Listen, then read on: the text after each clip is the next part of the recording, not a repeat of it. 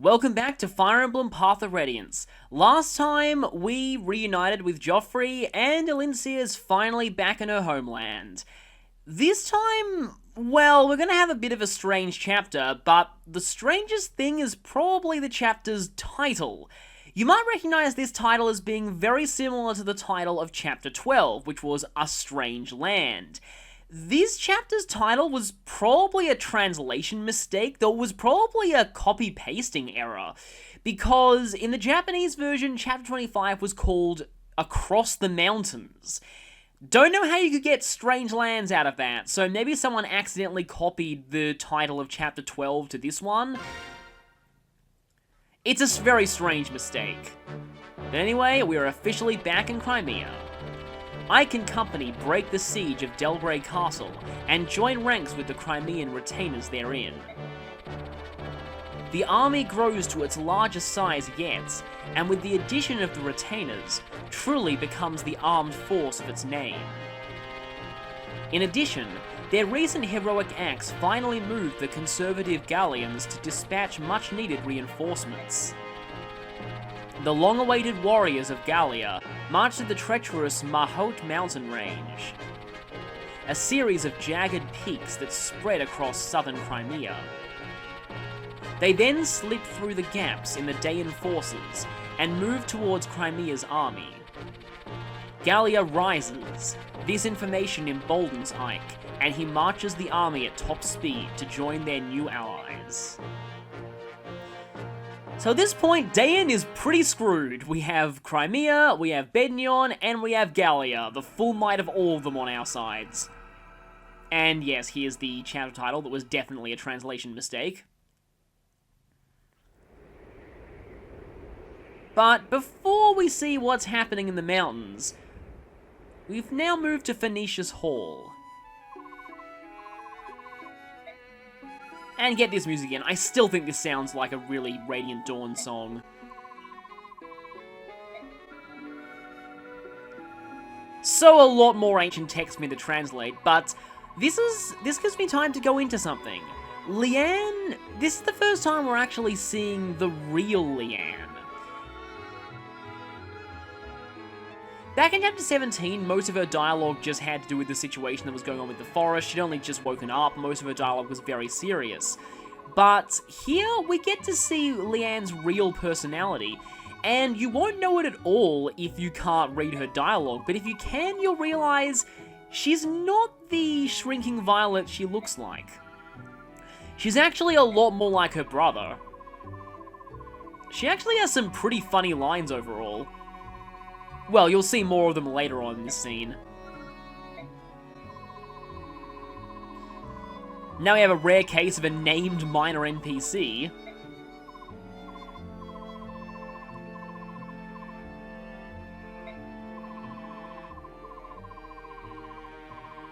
That's understandable. I guess Rayson picked up most of his speech from Tiban. Which I think has caused some people who know Japanese to look into Rayson's dialogue and see if it actually sounds like the way Tiban talks in Japanese. Because it makes sense for him to not use polite speech if he grew up around Tiban and learned most of his language from there.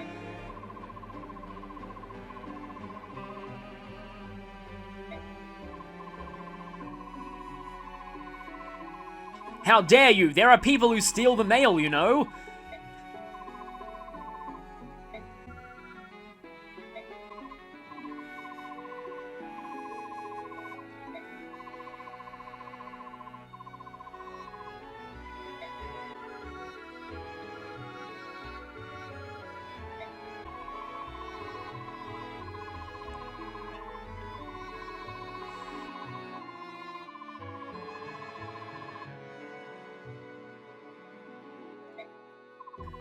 Rayson still shows up in Chapter 22 even if you refused him. He just suddenly comes and says, "Oh, I had this strangest feeling that I should be with you at this point in the game," and is conveniently there to translate the writing on the walls for you.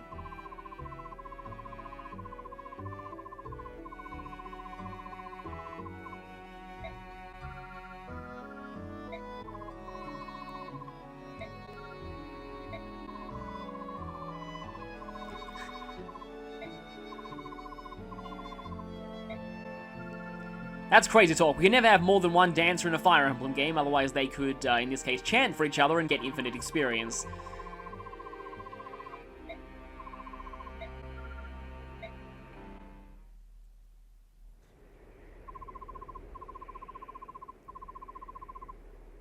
I thought you said you didn't want to leave Leanne alone. Oh yeah, leave the NPC who only just showed up here and clearly isn't important in charge of Leanne. That's gonna end well.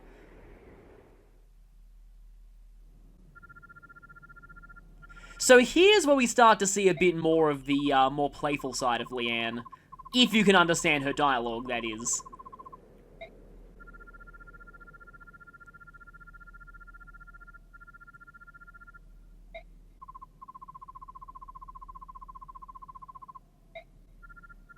She's basically saying, you're not very smart.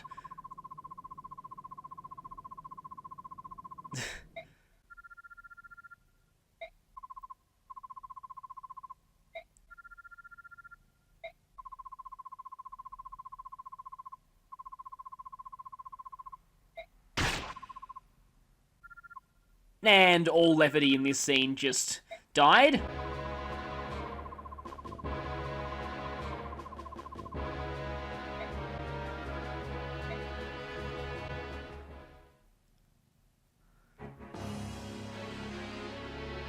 So it seems like the Black Knight succeeded in that mission. Obviously, he wouldn't try and get Rayson because... I mean, really, he doesn't need to worry about our army, considering that our weapons can't hurt him, but... yes, this was a little easier to do. Because something to mention, Tiban can actually penetrate Goddess Blessed armor. Only specific weapons and Lagu's Royals can do it.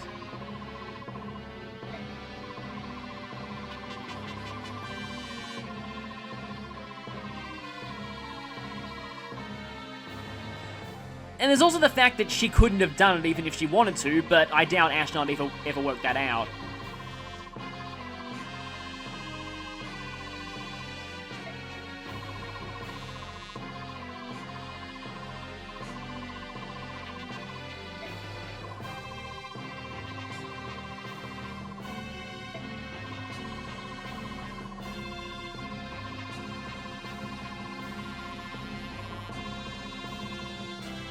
I wonder if the letter was his doing, actually.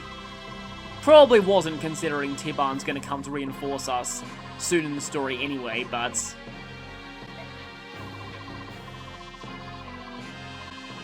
here is a very quick hand wave as to why the Black Knight doesn't teleport everywhere. It's at least a better hand wave than the one the Japanese version of Radiant Dawn uses, but we'll get to that later. I'm really looking forward to talking about that.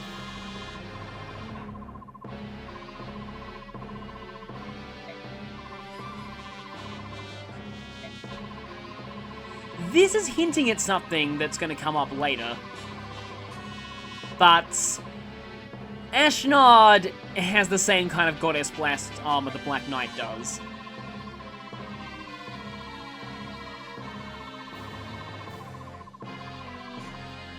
Things are going pretty well for him, and that's about the time when villains tend to go full ham, which is what Ashnod is doing right now. I'd still really like to see him as a grand hero battle in Heroes, but I don't know who would voice him. I can't really picture exactly how he'd sound.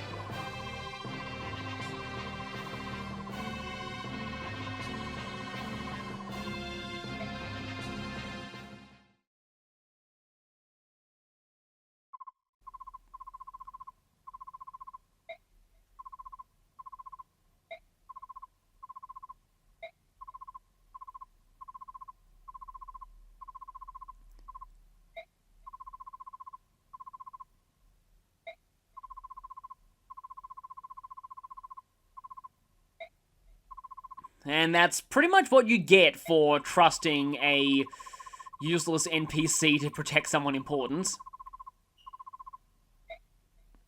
However, Tiban is now very, very angry, and Dayan really doesn't want an angry Tiban against them, so that's gonna work against them eventually. Also, second chapter in a row, Jill got MVP, though I can understand this one a little bit better. I killed everything on the map and still only 628 experience? I guess there are a lot of unpromoted enemies in that one. So, first thing that I'll do upon getting to the base is I need to show off Joffrey. He's actually around the bottom of the characters who we recruited last chapter. Here he is, and the use on the Brave Lance did count, so... yeah, in the last map, you want to make sure that he doesn't fight too much, because this weapon's pretty valuable. But anyway, on to Joffrey. Finally, one of Valencia's retainers who doesn't suck. Joffrey is actually pretty good. His base stats are actually pretty solid, especially HP, defense, and resistance, making him fairly durable for this point even at base. He has a good balance of growths in all the right areas, has good starting weapon ranks and comes with the Brave Lance, but the best thing about Joffrey is his access to the Paragon skill, just like Astrid had earlier. He and Astrid are the only two people who can use this in this game. So Joffrey is not only good at base, but he levels up very quickly and costs less bonus experience to train. Also, he actually averages better than Titania in the long run, so despite joining so late, he's still pretty useful. While I'm on the equipment screen, I might as well swap some things around. I doubt I'll be using your Silver Sword very much, and that Laguz guard, I won't be needing that. Actually, there are Laguz in this chapter, so who doesn't need their band? There aren't actually many people who won't really be needing their bands. You're not really good at fighting the Laguz. And I really want you to keep your band. And I want Nephany to be taking more damage from the Laguz to trigger Wrath. I guess Soren? He's not really going to need his mage band all that much, and also now, finally, I can actually give him some decent weapons. Oh, I guess I can take Khalil's, there we go, let's take Elthunder. You know, you should probably have, as good as Heart of Fire is, you should probably have Blizzard for this chapter, which Ranulf still has, so let's go ahead and take that.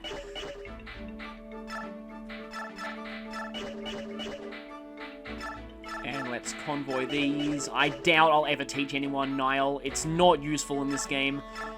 You definitely need better weapons, though.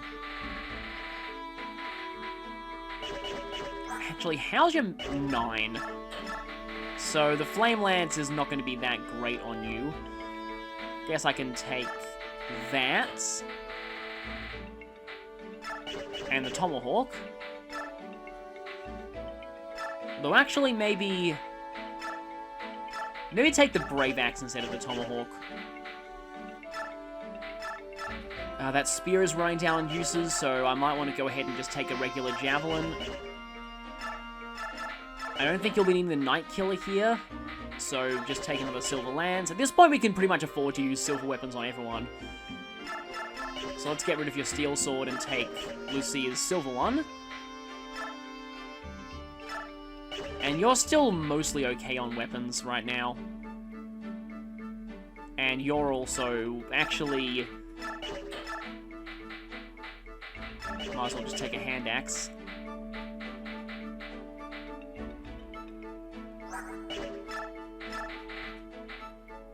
And I might as well give the Brave...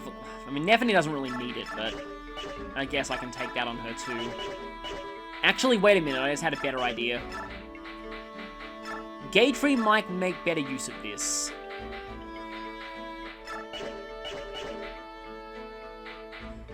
And I think that's fine in terms of management. Let's see what the shop's selling.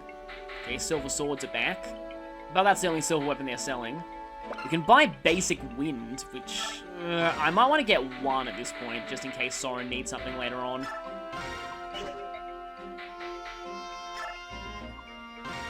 And I should probably be making the best use of the forge that I can. Haven't actually made any forged javelins yet. The spears are kind of rare.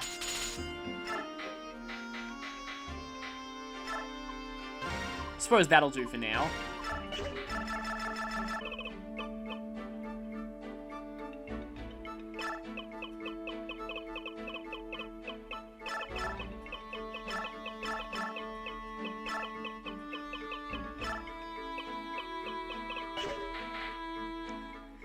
This is kind of a reference to, I know that there's actually a spell called Lightning in the series, but this is kind of a Critical Role reference. I guess I'm thinking either blue, yellow, or I guess, actually maybe white. This is a reference to Grog's Javelin of Lightning, which he threw out the window in one episode and it was never seen again. The group tried to find it, but they failed too many perception rolls. So with that, finally, I can do Leth and Jill A, and also I can do Leth and Ranulph B. In fact, I might do that now. This sadly means this might be, in fact, it might not be the last time I use Leth, because Chapter 26 gives you a lot of deployment slots, and I mean a lot of deployment slots, so extra shovers are always helpful to bring there. So, this is the reason why I wanted to get these two up to a B support.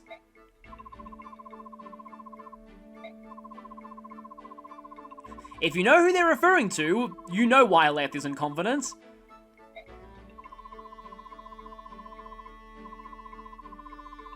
Yeah, they're passionate in certain ways. It's actually kind of funny because the people they're about to mention are actually both canonically in love with Ranulph.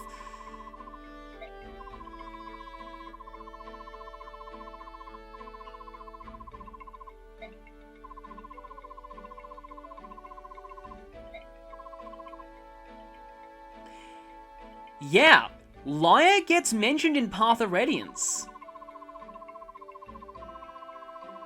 And here's one of those things that I was alluding to earlier. So, this character's name, Keisha. Keisha is spelt this way in all versions of Path of Radiance. The American version, the European version, it's always Keisha here. But for some reason, in the American version of Radiant Dawn, they're referred to as Kiza, K-I-Z-A. The PAL version fixed that.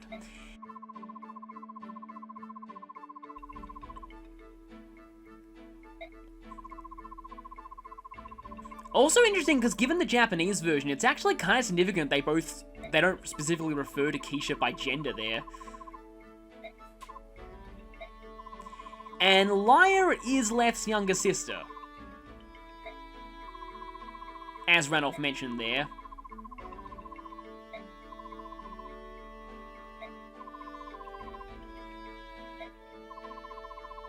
If they're the best that you've got back in Gallia, I fully agree.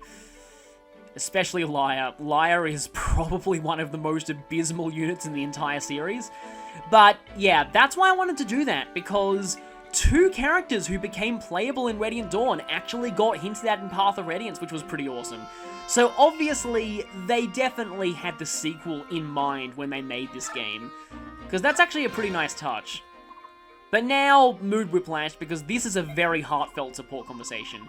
In fact, it makes sense to be getting this now, because we're about to be pretty much becoming a full united Bjork Laguz army.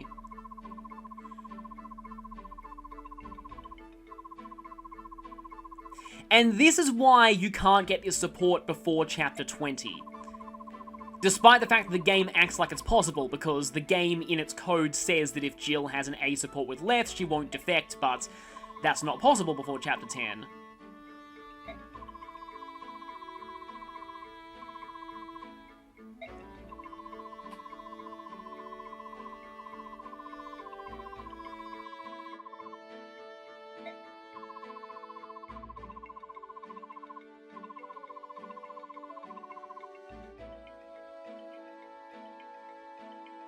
Apart from, I guess, Henry and Awakening, there aren't that many characters who start with the enemy who ever have moments of reflection like this. Thinking about where they'd be if they hadn't met your army, maybe they'd actually be fighting you.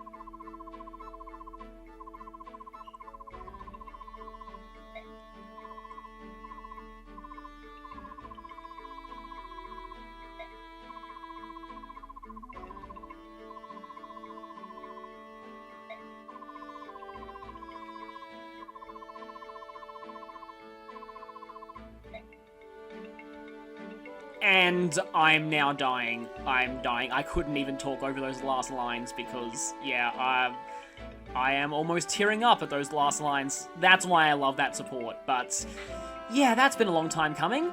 Speaking of mood whiplash, we're going from that to one of the funniest lines in the entire series, and it's the very first line of this support. So Volk only has one support, and for some reason it's Bastion. In fact, not for some reason, because it actually does make sense if you know about certain things, but you'll need to get them to an A to fully realize why. But get ready for what was actually voted in one Serenade's Forest topic as the best line in all of Fire Emblem.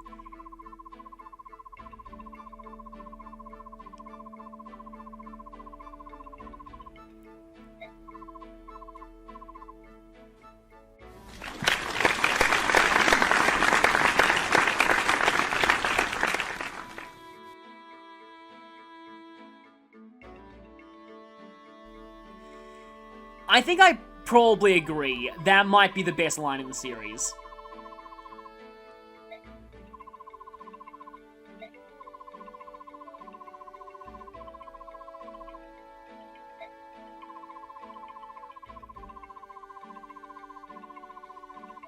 So something that I haven't mentioned yet before, in fact, I might be able to talk about this in a base conversation with Bastion in this chapter. Bastion is a very interesting character because he kind of acts like, he doesn't take things very seriously most of the time, but Bastion is actually one of the smarter members of this army.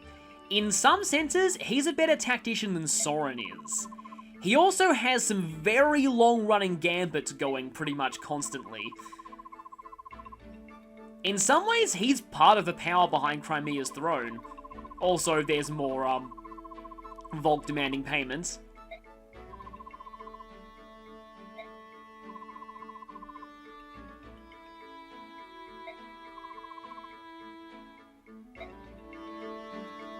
So, I won't be getting their later supports, but I can say this support is almost completely a sequel hook to Radiant Dawn.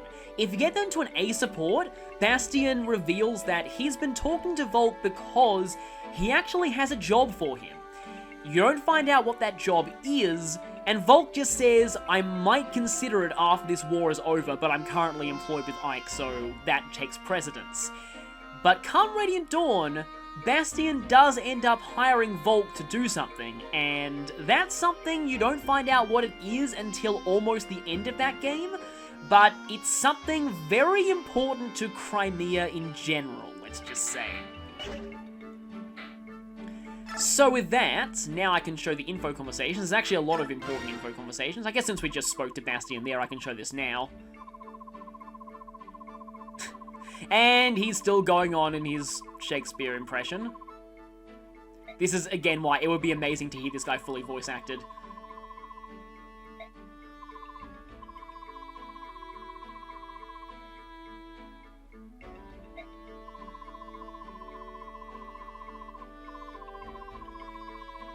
Also, I think these lines are actually all in iambic pentameter. Let me just test that. If all goes well, sweet happiness abounds. Okay, that works. But if the tides do turn, then anger grows. That also works. So yeah, that's actually iambic pentameter. So I really applaud the localizers for being able to fit the lines into that. I still remember, in my English studies, we looked at all the different types of meter for poetry and things like that, but I've completely forgotten most of them except iambic pentameter. That's not quite, I'm pretty sure that's not iambic pentameter though. The second part of it is. In truth, I did much fear your name at first. I swore to find the metal of the man and studied you with cautious steady eye. That works too. And this also fits, I'm pretty sure.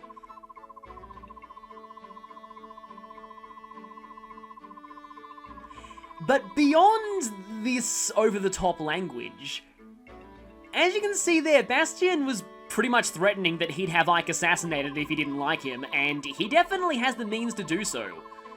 Bastion is very interesting, as I've said. He's actually he's scarily smart, much more than he lets on. And he actually has quite a lot of influence too, also.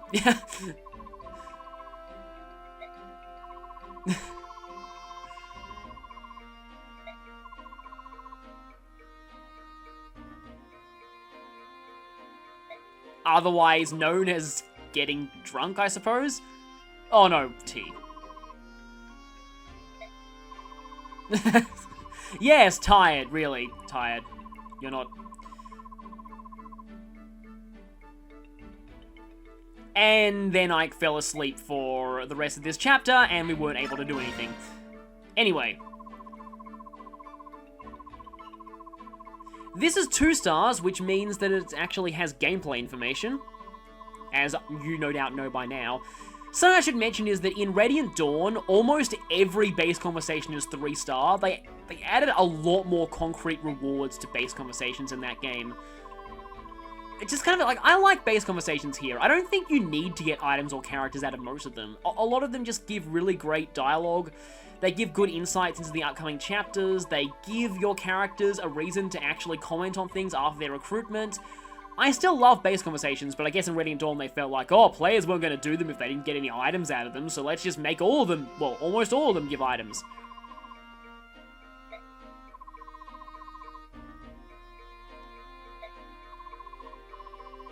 So here's the hint in this conversation. It's a little vague though. Just that you don't want to go up the mountain single file. We'll find out what that means when we get to the chapter itself. But the enemies sometimes don't pay attention to that either. This map's gimmick is a bit funny because it can end up working against the enemy in a very big way. Also, 3 stars. Now, we've never seen this guy before, but we have seen his name. Also, I know that Patrick Seitz often voices big axe users in the series, but I always hear this guy's dialogue in Patrick Seitz's voice. I just feel like that'd be the perfect voice for him. But yes, we have heard Largo's name mentioned if we saw a village conversation with Khalil earlier, and we've heard that terminology before.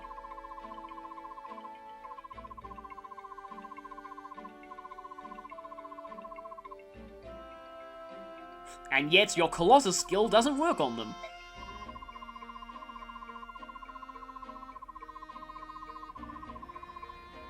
And just like Khalil earlier...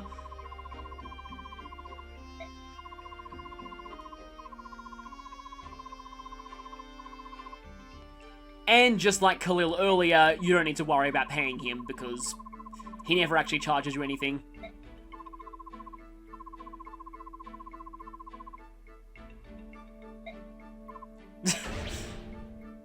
That reminds me a lot of Chuck from Pokemon Gold and Silver, how he just lifts a boulder and then is like, oh wait, that doesn't have anything to do with Pokemon battles. So we're getting another recruit here.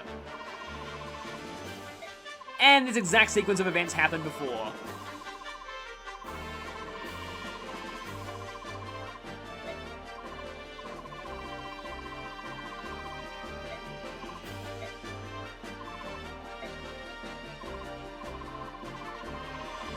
And it's a good thing we recruited him because he happens to know someone that we also recruited earlier.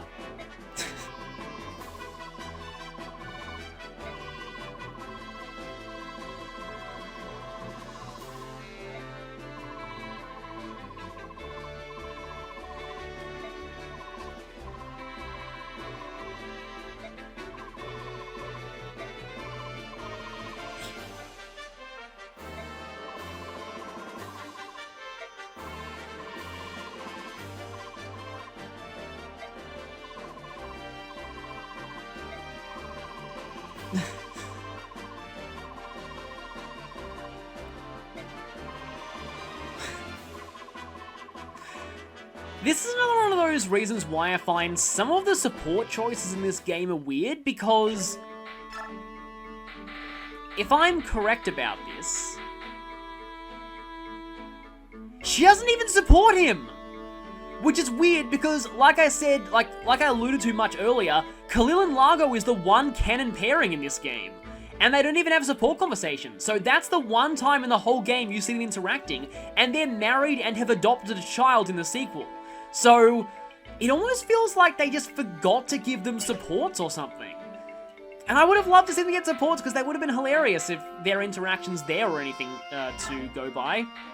So, I guess I have to show Largo now. Largo is one of those characters that I like as a combat unit a lot better than most people do. Sure, he joins late, and sure, there's no real point in training him if you've been training Boyd, but if you haven't, Largo is a pre-promoted Berserker, and the only playable Berserker in this game.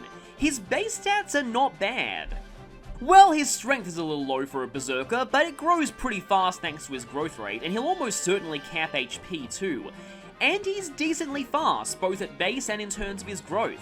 His skill is a little bit low, but axes have good accuracy in this game, so that's not really that much of an issue. And as a Berserker, at least in the English version, Largo gets a 15% critical bonus. Combine that with killer axes, and he can really dish out some pain. Now, Largo does have one pretty major weakness. It's similar to Boyd's, and in some ways it's an even worse version of his. Largo has the defenses of wet tissue paper. Despite his high HP, his defense is awful and his resistance is beyond awful. But this can actually be a strength if you teach him certain skills. I find that thanks to his combination of a massive crit rate, high strength, good HP, and terrible defenses, Largo makes him one of the best users of the Vantage Wrath combo in this game. It's not hard to get Largo into range of skills like Wrath and Resolve, and when he does get into range of those skills, things start dying a lot. I have a lot of fun just having this guy charge into a horde of enemies and watching them all get critted due to the Vantage Wrath combo. You could also maybe give him Gamble, although with his low skill, that might not be a good idea.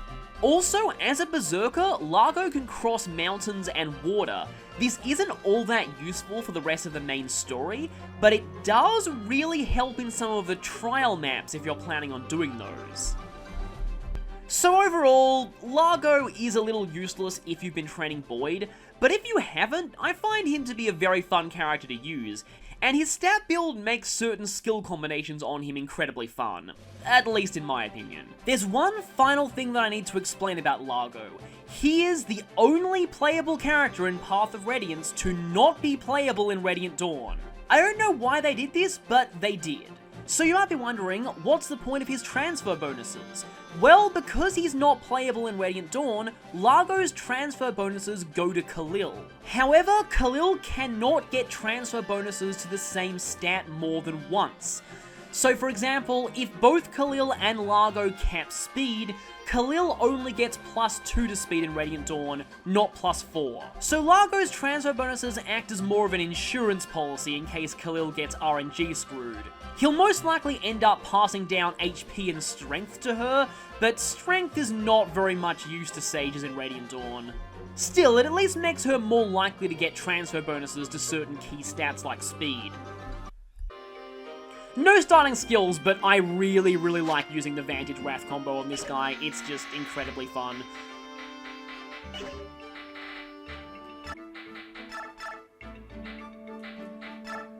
Okay, so let's do some bonus experience management. I can probably afford to get everyone up to level 13 here. That's better. That's a lot better. Only one more point of strength until you've capped that too, so almost there with those transfer bonuses. Gator doesn't need a lot to get to 13. I'm kind of behind my practice playthrough of this game, actually, so that worries me a bit, because there I had everyone up to level 16 by chapter 27. I suppose it's still a little while off before I get there. I guess I could give Titania a level up.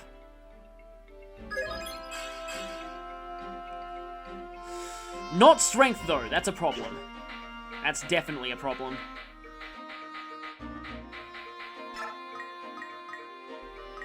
That's going to cost a lot of bonus experience. I don't know if I should actually do that. Yeah. Might just leave everyone at 13 for now. And I think that's everything that I wanted to do. So, let's go.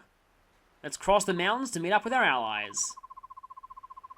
And I think this is the exact same as a scene from earlier in the game in terms of background, just with mountains pasted over the ocean.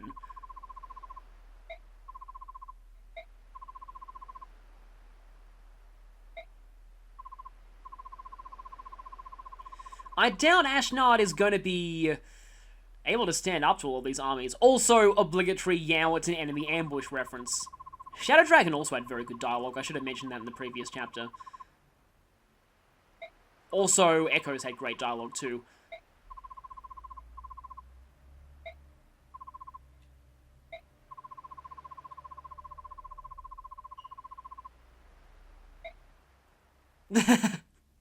I love that, but they've had their A support by now, so I guess that makes sense. So, this is an interesting chapter, and not the least because of this guy.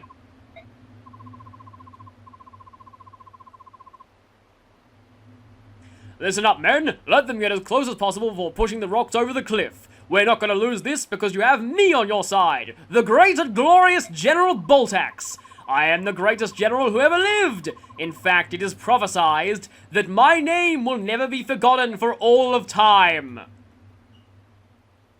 You'll see why I'm embellishing his character once we actually get to this, but yes. Japanese fans nicknamed that guy General Boltax, and he's basically a giant meme. He's probably more of a meme than Oliver is over there. And I'll explain why he's a meme when we get to the chapter itself. So this is that thing that was mentioned before about if you go in single file, that's bad. There are these boulders they're planning to roll down on us. Here's the thing though, boulders don't exactly discriminate, they don't really have much of a concept between friend or foe, so this chapter can get pretty funny sometimes. And hopefully I'm able to show off something particularly hilarious that can end up happening. This line is kind of funny because it implies that this is a defeat boss map, but it's not, it's actually route. This is our first route chapter in a long time, even though I actually routed the previous chapter. Actually, it's not the best plan, because again, it's weird, like, maybe they were planning to make this a defeat boss chapter. Someone must have made it route by a mistake, because all the dialogue makes it seem like it is a defeat boss map. Anyway, next time, it is time for the attack of the great and glorious General Boltax.